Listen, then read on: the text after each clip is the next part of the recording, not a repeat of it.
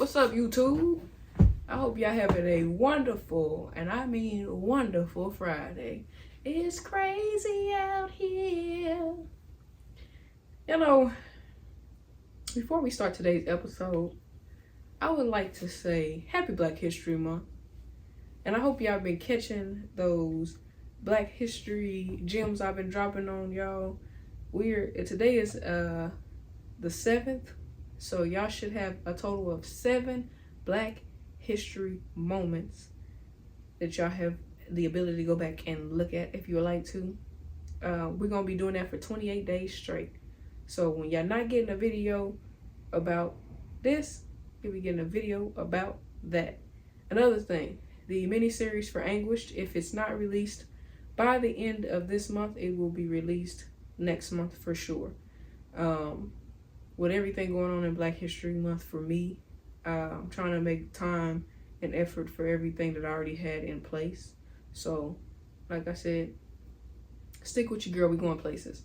But I just wanted to put that out there before we started the episode today. So, let's get right into it. As y'all can tell, I'm comfortable, okay? I'm comfortable. I'm comfortable because I'm comfortable, baby. Now, as I said, I'm comfortable, baby, and I hope y'all comfortable too.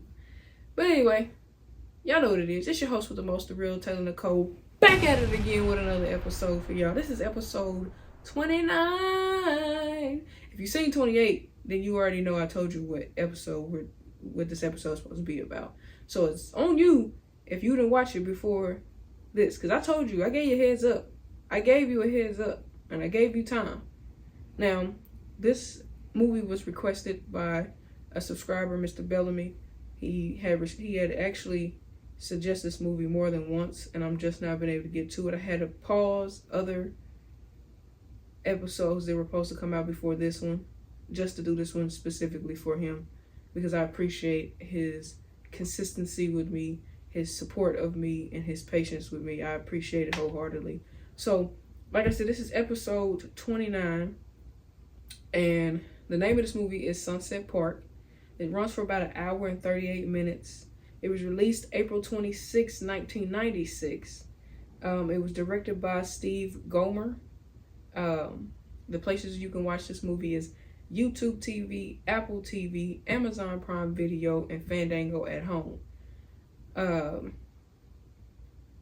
The actors, actresses, or characters in the film goes as far as, I think it's Raya Parlerman as Phyllis Soroka, Terrence Howard as Spaceman, Fredo Starr as Shorty, Antoine Tanner as Drano, and Talent Harris as Butter, and DeAndre Bonds as Busy Bee. Now, there were several other gentlemen in this film, but I noticed that the film kind of focused around those 5 particular men, and that one particular woman. So I picked those 6 people to put in here. Now, granted, there were a few guest appearances that I'll discuss as we go through it, but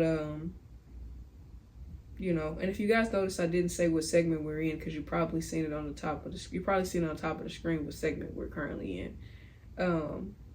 But yeah, just there we go with that. Now that we got that out the way, let's jump into what we do best, and that's telling the film. So this movie opens up, I'm gonna be honest, it kind of opens up like a normal basketball movie. It opens up with the gentleman in the men's locker room having that basketball player talk. You know, you in there listening to Butter. He in there telling his little manhood stories to the boys, and got all the little youngins or whatever. I don't know if they all might be around the same grade, I think. But he got all the boys in there listening to his stories of the things he's done with the ladies, right? And while he's telling his little story or whatever, Drano to me was the comedic relief of the movie, because he was always, as the youngins say, clocking Butter's tea. And so was Shorty from time to time as well. Well, while he was in there telling his little yin and yang jazz, Shorty cuts that cap in that storytelling time short and tells him, let's get out there on that court. Well, they found out they were getting a new coach. They just didn't know who the coach was. So they get out there and they find out their new coach is Phyllis Soroka. And they like, what the hell? Everybody confused because they're like, why do we got a lady coach? But only one of them says something, which is Butter. Butter's upset, he's salty. He don't want no woman coach. He don't want to play for no lady. But Shorty checked his ass and like, listen, this is our coach. This is who we got. This is what we going to have to deal with. It is what it is.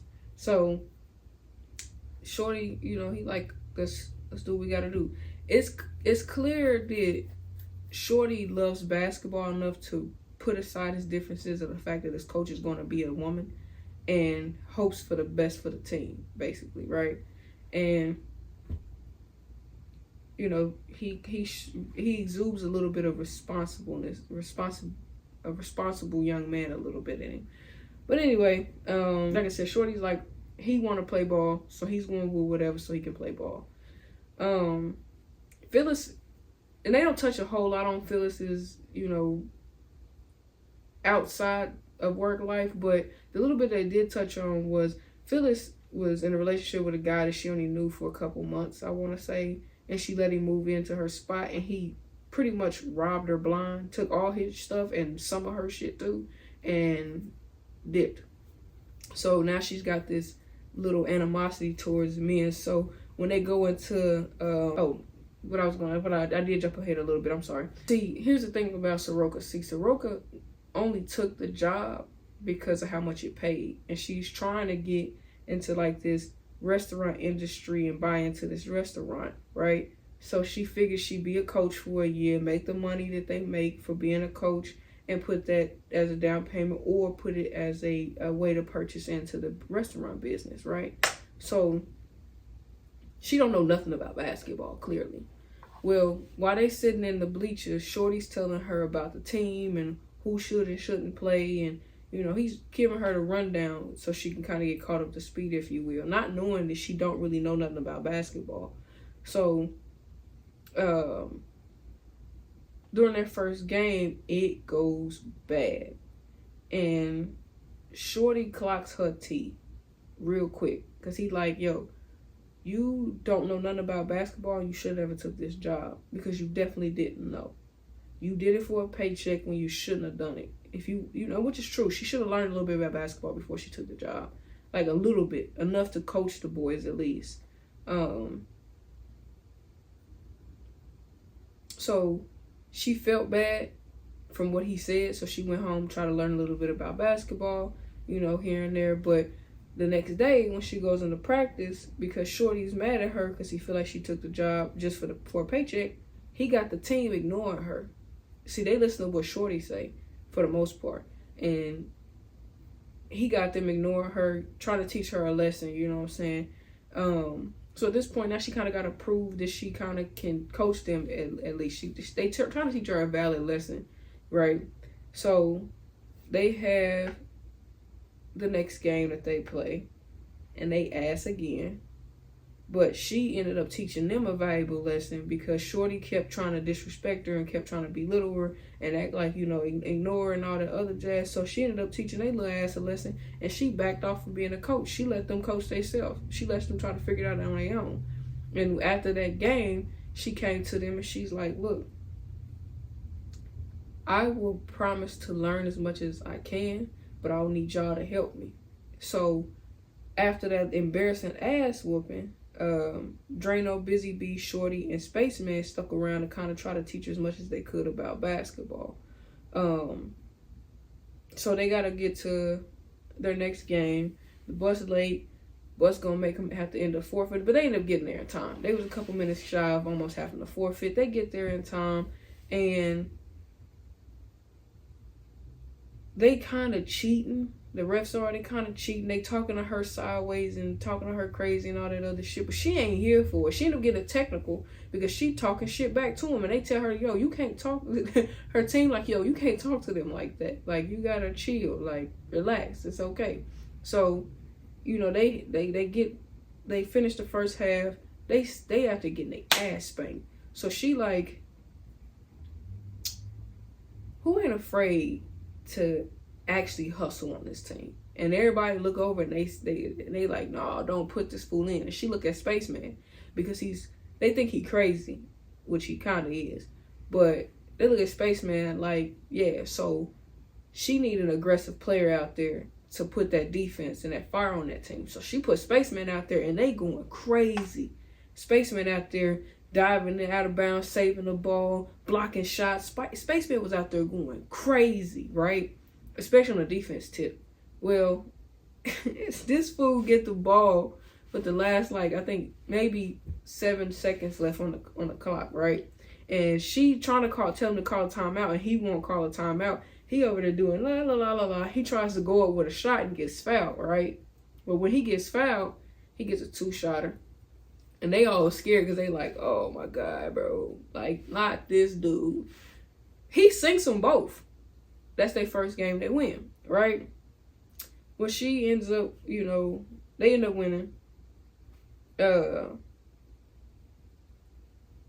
the end of the game, it was kind of funny because the ref that was talking crazy to her, she didn't have to say nothing to Buddy. She looked at him, and he looked at her, and he just had to smile because, you was talking crazy to me and acting like because I was a woman that I ain't know nothing, right?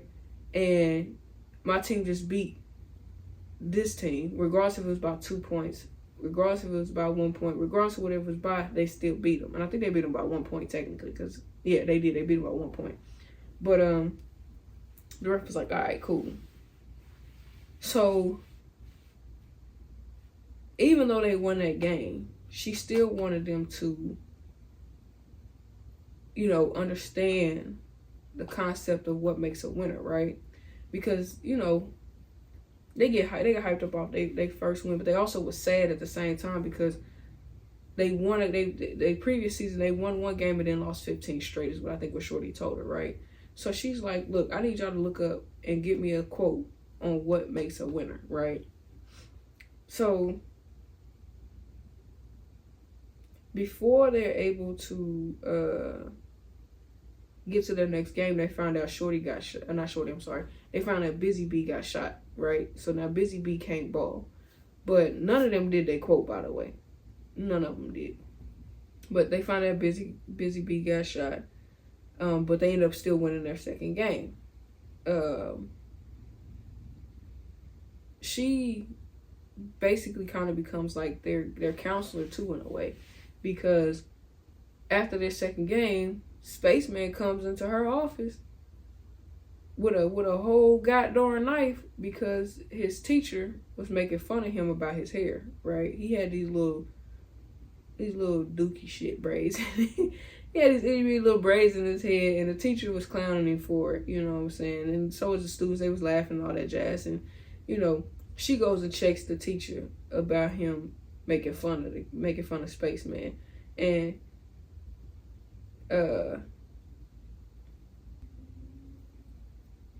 anyway, she goes and checks the teacher because if she didn't, Spaceman was gonna go kill his ass and any student in there that felt like getting in the business. But she ended up checking the teacher, shutting him down, making him stop bullying him, and she kind of starts putting them in this real life basketball conditioning stage because the next scene shows them actually doing drills that you do in basketball for conditioning. So she was really getting into her coaching bag at this point. She's putting them boys through hell. Things that they probably ain't never had to do before, she was putting them through it. She was still on about this quote situation. And because she wouldn't give up, they all basically got a quote from another teammate, right? And they said that quote. So they did their homework. During their next game, though, she pulls Butter off the court because she's noticing he's being selfish. He's not playing as a team. He's being a one-man show because of the ladies, right? So she pulls him off the court. She spits some game to him, some real cold shit to him. I don't remember exactly verbatim to say what she said, but if you go watch Sunset Park yourself, you can find out exactly what she said to him. But she gave him some real good advice, letting him know, like, the ladies is gonna come. You just gotta be you out there on that court and play like a team. and it got to him. Well, the reason why she pulled Butter off the court is because him and Shorty were getting into an argument because Shorty was telling him, like, you're not playing like a teammate. That's why she pulled Butter off, right? Then after the game, she goes and talks to Shorty about Shorty's temper because his temper was getting ready to get them both ejected from the game because he want to argue and fight with Butter about him being a ball hog, which is cool. Well, after that, Shorty gives Coach Soroka a letter that he wrote for this girl he liked, Cheryl, who's played by Melinda Williams, by the way. And he asked her to read the letter and tell him if the letter was good enough or not, right? So she reads the letter, she gives back to him and lets him know, like, it's a good letter, give it to her, blah, blah, blah. But she also lets him know that, you know, this will basically let you know if she's for you or not, you know. But keep your head off of the girls and on to your future. So after that situation takes place, we kind of move. We move into finding out that we move into finding out that 4 of her players, or it might be 3. I think it was just 3. Basically, a few of her players is failing off the basketball team because they're not doing what they're supposed to do. I want to say it was 4. I believe it was Drano. He was failing off the class because he wasn't going to class. And Butter was failing because he wasn't turning in his homework. Shorty, he wasn't failing, but Shorty was on probation for selling weed and some other stuff. And then Spaceman was on probation because his ass is crazy. So she on the bus, she exposed all 4 of them. And Spaceman ass turned up quick on everybody. Like, hey, don't put my business out there. Like, you know what I'm saying? What the hell wrong with you? Terrence Howard played the hell out of that role, by the way. But, yeah, he ended up turning up on everybody. And, you know, whatever. Well, Drano ends up helping Butter with his homework as instructed by Soroka, which Drano said he would help Butter anyway without her even telling him to. But they become like a real team. You know what I'm saying? They start depending on each other and focusing on becoming a better team to build each other up, right? And that's what she wanted them to realize, that that's what a winner is. A winner is somebody who has no problem with taking a loss just to build up to something greater, right? Well, like I said, Drano ends up helping Butter with his homework. And then at this point, like I said, they're becoming a real team. Well, Busy ends up coming back. And when he comes back and he gets into his first game back, he was balling, y'all. Busy Bee was balling. He was getting in. And I'm like, it's crazy because Shorty sat there and said Spaceman and Busy Bee need to be the water boys. But they ended up being the best 2 players on the team. No cap.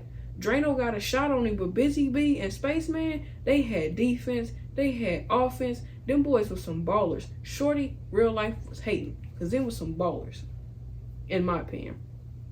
Well, anyway, Shorty and Coach end up going to go have like a little dinner session, right?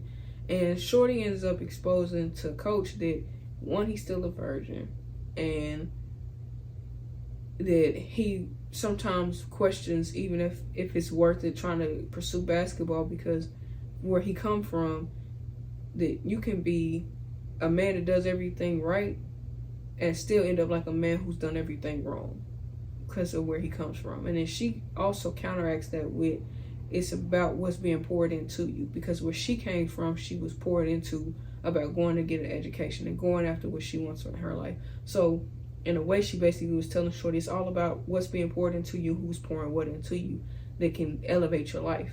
During their conversation, she exposed to Shorty that she's not coming back there next season because she is going to end up purchasing or buying into a restaurant. And at that point, Shorty gets mad at her and he don't want nothing to do with her now. Shorty Doo-Wop started doing some dumb shit, in my opinion. He started doing some dumb shit.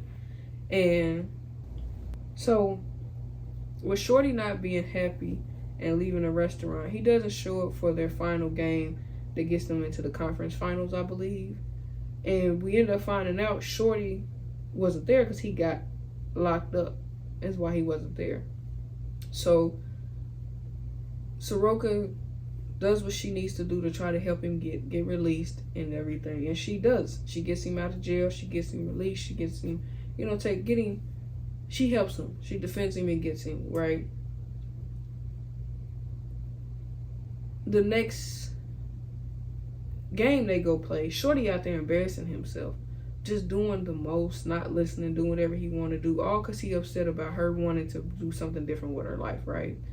Well, he out there embarrassing himself in front of his little boo thing so bad that Soroka pulls him off the court and like, bro, no, get off the court. You're not even playing right. Go on. He gets all in his feelings about it and want to whine about it the entire game and kept asking to get put in. She like, no. Well, they had like 18 seconds left on the fourth quarter. And I hate when coaches do this shit. As a real true basketball player, you know that this shit annoys you. 18 seconds left in the game. She wants to try to put him in now. And he like, nah, I'm cool. I don't want to go in. I'm good. And I understood her aspect of not putting him in when he asked to because she was trying to teach him a lesson. But as a real true basketball player, that shit's aggravating. Don't try to put me in the last 18 seconds because you were trying to prove a point to me. Nah, I'm cool. Now, granted, they still won without him getting put in. It didn't matter. But like I said, Shorty started tripping out on the team. He started snitching on the coach and telling everybody she gonna be gone. But they don't get as mad as he did. They don't care. You know what I'm saying? Because even Drano was like, if she leaves, she leave. I don't care. Drano didn't give a damn. It had nothing to do with him. But Shorty ended up telling Soroka that what he got arrested for, he really did do it. And she get hurt because she like, I just stuck my neck out there for you and you lied to me. I didn't lie to you, but you sat here and lied to me. So she put him off the team, right? Well, Phyllis was walking with her lawyer homegirl and she telling her homegirl about, what happened between her and Shorty. And her homegirl tell her some real shit like, you should never got that involved in his personal life in the first place. But now that you did, you can't turn your back on him because he ain't who you painted the picture of him to be. That's your fault. You should never painted a picture of him to be somebody that he really wasn't. You did that, suffer with it, and get over it, right? So, she ended up getting drunk at the bar and, going home and seeing Shorty on her doorstep and he pleading with her to get back on the team and everything. They have a little heart-to-heart conversation and everything on the stair step again. And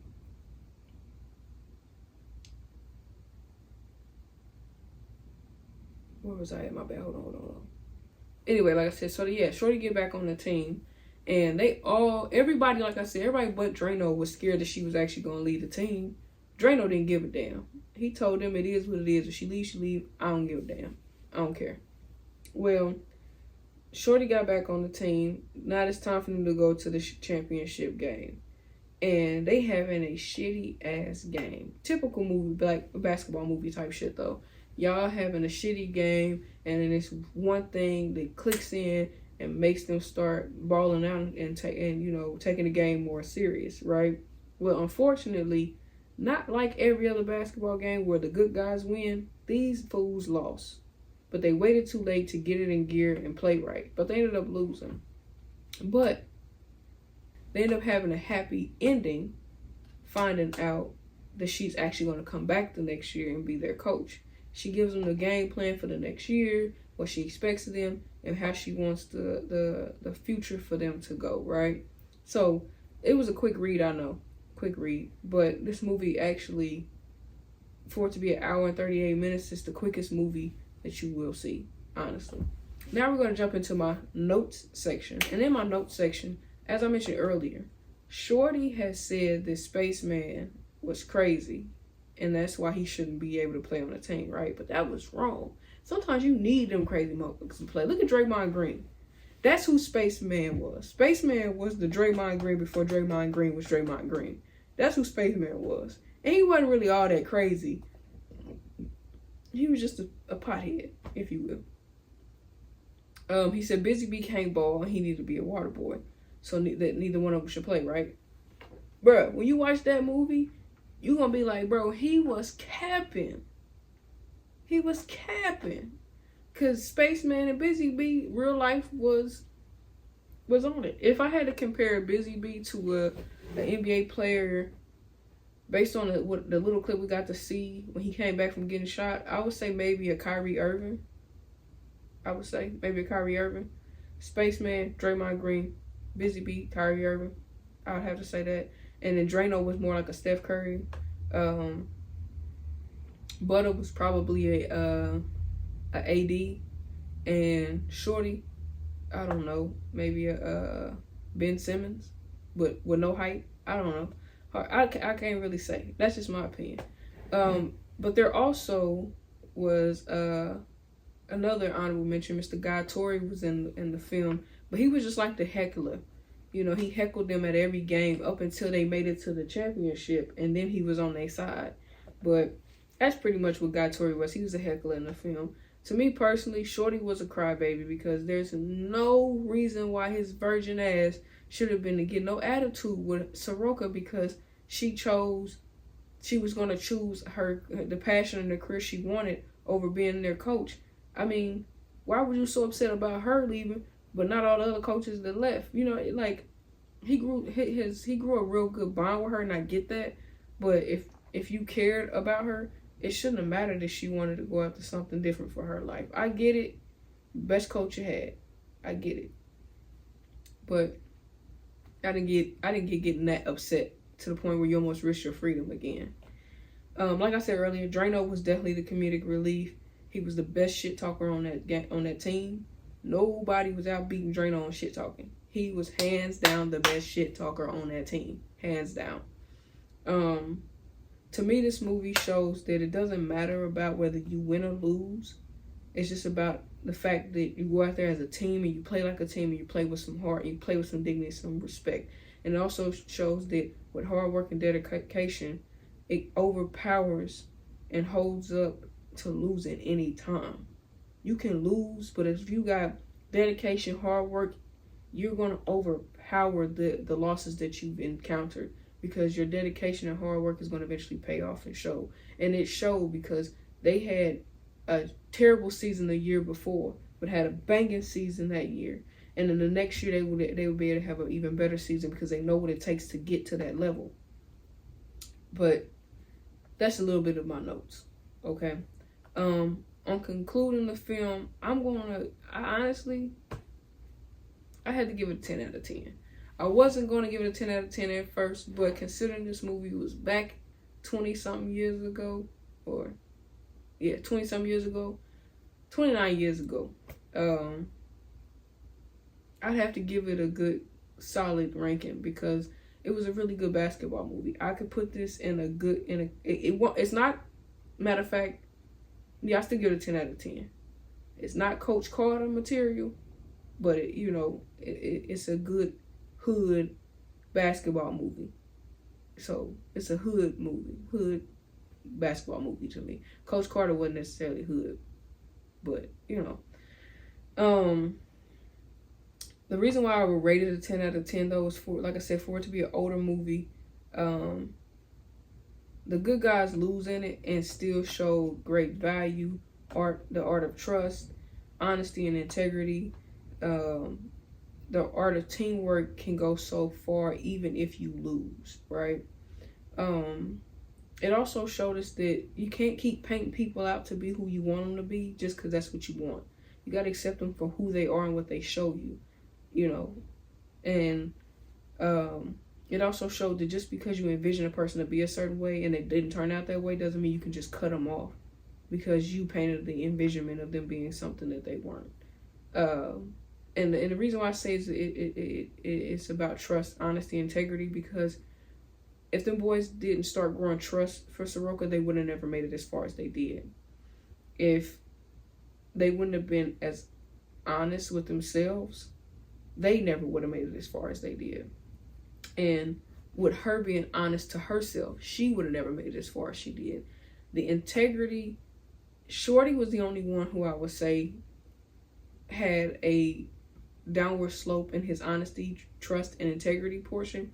But he regained it back with Coach Soroka by being upfront and honest about what really happened that day and pleading his case and apologizing. He showed his integrity and his honesty by telling her the truth. Yeah, he might have told her late, but at least he came clean and told her what really happened. And if you want to know what really happened and why Shorty really got arrested and what he got arrested for, go watch SunSet Park and you'll find out. Because I ain't going to tell you every little thing. But that was your host with the most with the episode 29, SunSet Park. Thank everybody for viewing, tuning in with me week after week. Make sure y'all like, comment, subscribe, and share with your girl. Tell me, did you watch this movie when I told you to watch it? Or are you going to go watch it after this? Let me know. Tell me what you think. Argue with your mama, I'm out.